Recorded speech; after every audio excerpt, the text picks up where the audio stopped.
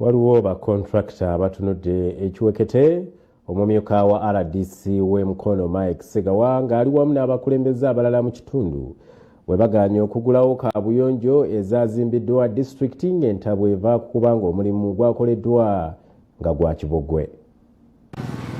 Amyuka RDC we Mukomye Mike Segawa avudde mu mbeera oluvannyuma lw'okugenda okuggulawo kaabuyonjo ezimbiddwa disitulikiti ku masomero ag'enjawulo n'amalwaliro n'asanga omutindo gwazo nga gwa kibogwe okusinziira ku bagenda okuzikozesa.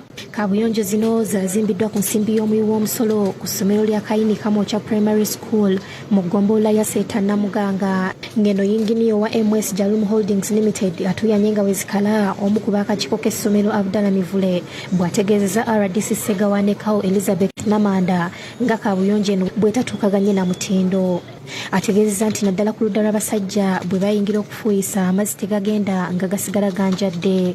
Ate ng'ebbanga si ddene bwe kyabakola kati bwe ngenze oba bwe nagenda okutunulira nga bagamba nti bamaliriza nagenda okuggyayo nga enkuba etonnye kubanga yali kyannaggulwawo nagenda okutunulira ebiyigo nga mazzi gakomawo Bukomye eno ekiraga nti omuntu singa oba ogenzeeyo osobola okuvayo ng'ebigere bino bikoze ekibitobye. Amyuka RDC Segawa asinzidde wano n'agaana okuggulawo kaabuyonjo eno wabula n'awa kontulakita omukisa okulaba ng'agikola etuukagane n'omutindo gwayo.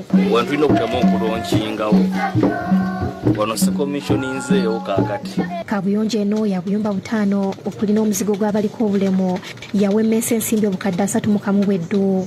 Kampani ki? Jalumu. Ebintu bino biteeze mu budde buno bakuwadde.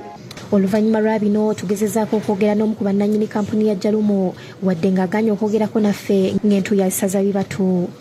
Embeera bw'eti bw'ebadde ne ku ddwaliro lya Seeta Namuganga Health Center 3 ng'eno nayo kaabuyonjo ezazimbibwa ba MS gwe maneja w'abanno. Namanda alagidde akulira eddwaliro lino Hussein Busaazi okukola amangu alipoota annyonnyole lwaki kiri bwe kiti.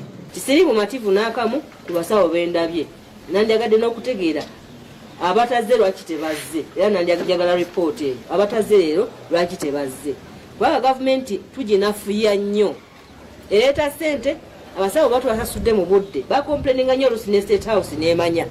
Mu kusooka bano baguddewo kaabuyonjo ku ssomero lya Kyabakadde RC ng'eno ssentebe y'eggombolola y'Ekyampisi Jamil Yiga yeekokkodde engeri gavumenti gyegulamu ebintu omuli okuduumula ensimbi naawe ekyokulabirako nti baataddewo obukadde 33 okugulamu entebe z'amasomero kyokka bagambye nti kontulakita buli omu agenda kugikolera emitwalo 55 bo kye bawakanya.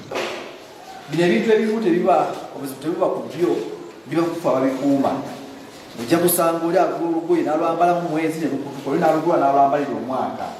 Kati ishu tezibeera ku bintu bikoleddwa sometimes biva kufa bakola ki tuteeke balire kikyabaffe ku nninga desiki ze tukuwadde lwaki teziriiwo. Kawo Namanda asuubiza okutunula mu nsonga eno. Henry Subuga yakusakidde gwire